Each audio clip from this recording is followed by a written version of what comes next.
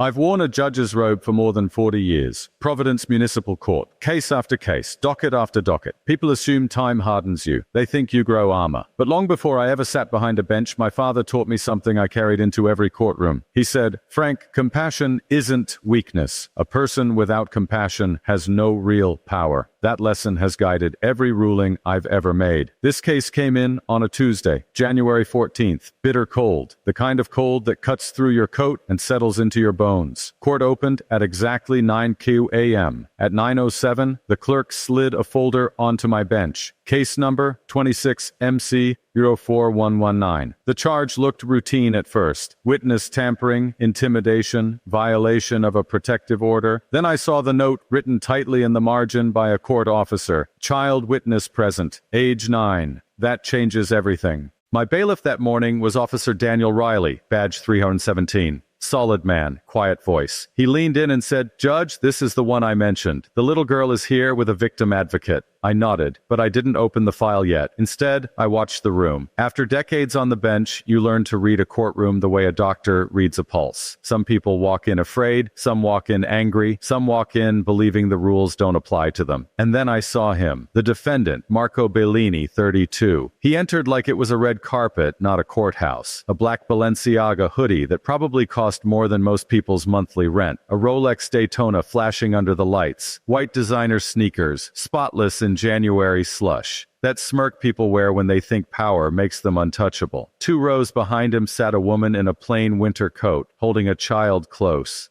Her name was Elena Torres, 34, a nurse at Rhode Island Hospital. Long shifts, double shifts when she could get them. Single mother. And the child, Lily Torres, 9 years old, small, thin, dark hair pulled back with a pink clip. Her eyes didn't move like a child's eyes. They moved like someone who had learned to watch for danger. That was the first moment my throat tightened. I opened the file. Elena had met Marco about a year earlier. Like so many stories, it started fast. Expensive dinners, big promises, polished charm that feels like safety when life has already been hard. Elena worked through the pandemic. She'd held strangers' hands as they died. She'd come home exhausted and still sat at the kitchen table helping Lily with homework. Lily's father had left years earlier. Child support came and went. Some months $100, some months nothing. Elena kept receipts in a shoebox. She kept hope in her chest. Marco entered their lives like he was doing them a favor. He drove a gray Lamborghini Urus, Massachusetts plates, vanity plate listed clearly in the report. He claimed to run a consulting firm, said he had real estate connections, said he knew people. And he did. That was part of the poison. The incident that brought them into my courtroom happened December 22nd at 10:47 p.m. Elena was returning from a late shift when a neighbor heard yelling, then a child crying, then a car door slam. Police arrived to find bruising on Elena's wrist. Not from a punch, but from being grabbed and squeezed. She refused EMS. She kept saying, "Please don't scare my daughter."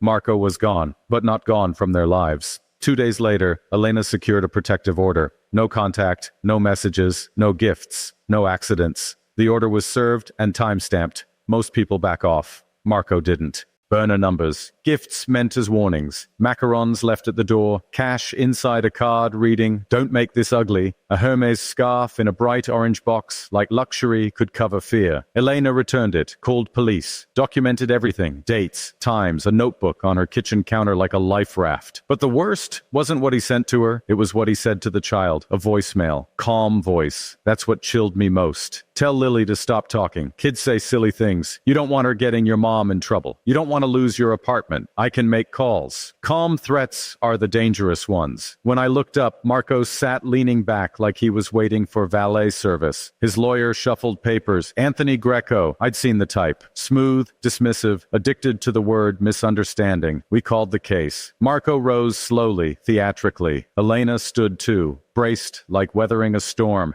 "Mr. Bellini," I said, "you're charged with witness tampering and violating a protective order. Do you understand?" He shrugged. "Yeah, Judge, but it's blown out of proportion. I take protective orders seriously. I'm not some criminal. I didn't do anything." He never once looked at Elena like a person, only like property that stopped cooperating. Evidence came fast. Phone logs, burner numbers, voicemails, photos, timestamps, Apple Store receipts, surveillance video. And then Marco made it worse, on his own. He turned and mouthed something toward Elena and Lily. I stopped the room. "You do not look at the protected parties. I can look wherever I want." No, I said evenly. You can't. This is a courtroom. The rules protect the weak from the strong, Lily testified with safeguards, holding a stuffed dog, voice small but steady. He said if I talked, my mom would lose everything. He said judges don't care about people like us. That phrase doesn't come from a child. It gets planted. Then came social media. Court can't touch me. Silence is cheaper. Mocking a nurse, mocking the court. And finally, the federal investigation. Payroll fraud, identity theft, fake employees, hospitals, Elena's hospital. Then the words that ended it all. I have a guy who can fix dockets. The federal agent entered quietly. Marco tried one last card. Do you know who my uncle is? I asked him to say it. He did, and I thanked him for putting it on the record. Bail revoked. And before he was taken away, I gave the order people remember. 500 hours of real work, hospital service, no prestige, no applause, and a letter to a child explaining why adults never threaten children. Because this wasn't about him feeling better. It was about her feeling safe. When the room finally emptied, Lily asked me something I'll never forget. Is he still going to be mad? No, I told her. He doesn't get to control your sky anymore.